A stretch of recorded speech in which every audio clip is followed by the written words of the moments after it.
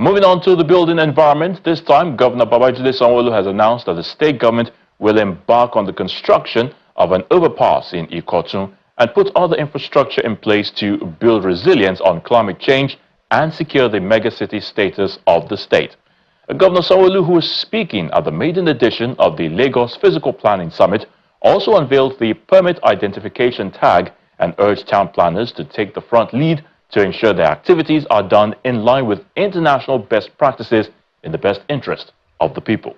In person of architect Hamed Musa Dangiwa. The Lagos State Governor Babajide Sanwo-Olu, former Minister of Works and Housing Babatunde Fashola, Lagos State executive members, the Ooni of Ife, foreign partners, stakeholders in the built and environment sector converge on Eco Hotels and Suites for the Lagos Physical Planning Summit 2024 to deliberate on how to sustain the city.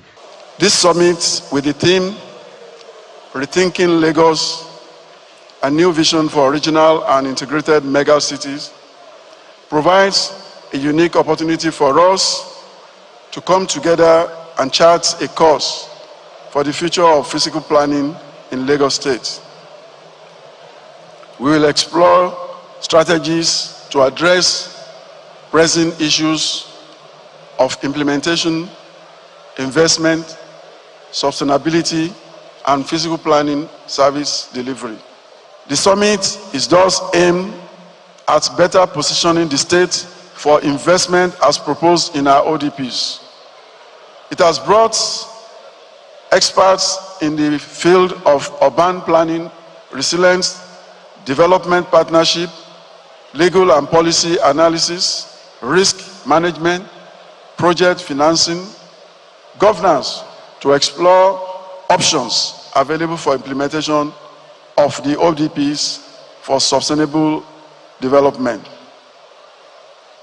Consequently, the Median Lagos Physical Planning Summit will, for over the next 2 days, explore proposals in the ODPs for implementation, evaluating the levels of implementation, identifying challenges of implementation, associated risks, and the challenges of accessing finance. Other speakers, including those on the panel session, highlight possible ways of rebranding Lagos and making it livable for all. Lagos has been identified as one of the cities in Africa that must succeed if Africa is going to succeed. Because of what? Because Lagos is one of the largest growing metropolis all over the world. It is said that there are 20 million people living in Lagos.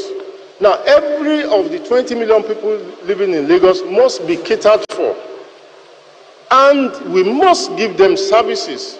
We must ensure that every individual living in a city like Lagos is by him or herself a growth pole. The focus has to be, how do we really tap into that strength? How do we get people to really be focused on what the state as a whole is trying to achieve? This will not happen if the people do not know. It will not happen if the people are not convinced.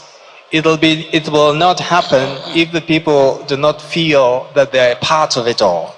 So I think that one of the things that needs to be done is, how do we communicate to the people?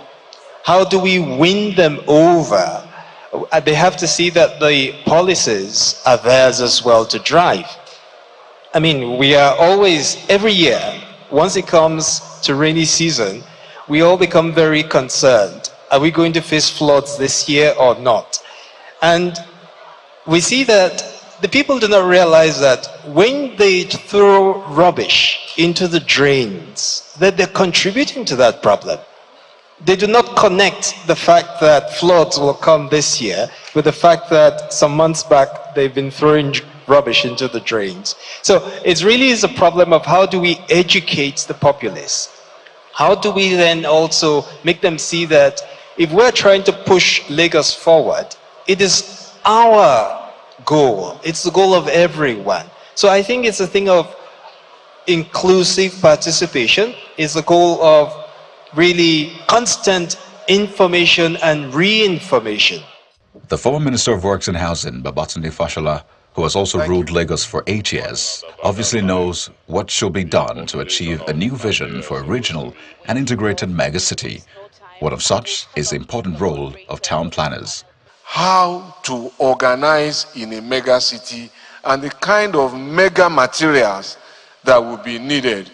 In other city-states, for example, maybe in those kind of cities I've spoken about, maybe it's just one rail line that you will require. Lagos has a concept and a master plan for 7, and we are at 2.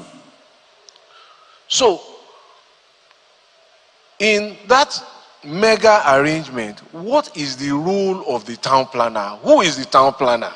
And I think that for me, and I've argued, the most important member, in my view, of the cabinet of a mega city like Lagos, the most important member, first and foremost, is the town planner. The town planner has not been as vocal as it should be, especially in this environment. The town planner has not taken the driver's seat. We created, for the first time, a building control agency to serve as a check and a balance to the power to approve, which was in one place, and the power to control, which was in another place. We separated them.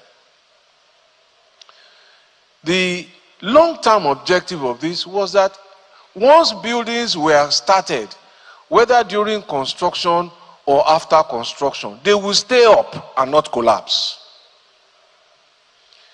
But sadly, the stigma of non-compliance still remains with us. Let me ask Governor Sanwo-Olu to use his power to be a good bully, because we must reclaim the BRT from the tyranny of tricycles, minibuses called Korope, while expanding our waterways capacity in order to achieve our intermodal transport objectives. The proliferation of motorcycles, tricycles, and those minibuses on Lagos roads are in clear conflict. They're in conflict with the many commitments we have made on climate change. Governor Sanwo-Olu goes tough, challenging developers, property owners, professionals in the build sector to desist from taking decisions that will affect the safety of the people.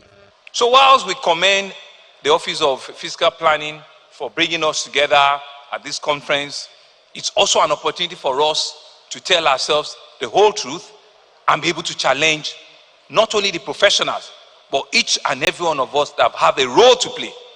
Either you as a financier, you as a lawyer, in whatever spheres, to understand that you have a role to play. Once the planners have set the templates, why would you want to bribe them? Why would you want to compromise them professionally? Why would you want to go around and say to them that, you know, they can make this floor, they can just make it 2 levels up? And that's why these reminders are important for us. It's not all bad cases for the town planners. Working with our transport experts, they've been able to recreate some of this investment as well. And on that trajectory as well, there's a plan for another Ikotun overpass. And you also can see, yes, Ikotun, we're coming there. Yes, yes. We know it's a major gridlock. And by next year, additional 2,000 CNG buses will be in Lagos, completely built, some in Lagos, some outside Lagos, to refleet and to bring back all of our BRT, urban mass transportation initiative, to make sure that it's on track and it's on course. We've seen the issues around Okada, Kekem Napep, and Korope, and the rest of it. Apart from them not fitting with our mass urban transportation system. We understand the feeling of our people. And so we were trying to reorganize them and put them at last mile positions, but not for them to begin to crowd our highways and our major motorways. So we believe that alternatives will be provided, and adequate alternatives is part of the things that our rail, our water infrastructure, and now the BRT that will also, be given all of the commuters for public transportation in Lagos. The Lagos State government launched the permit identification tag for physical planning permit, which will make it easy to identify buildings with approvals, and Governor Sanwo-Olu also extended the amnesty period for building approvals to December the 31st, 2024.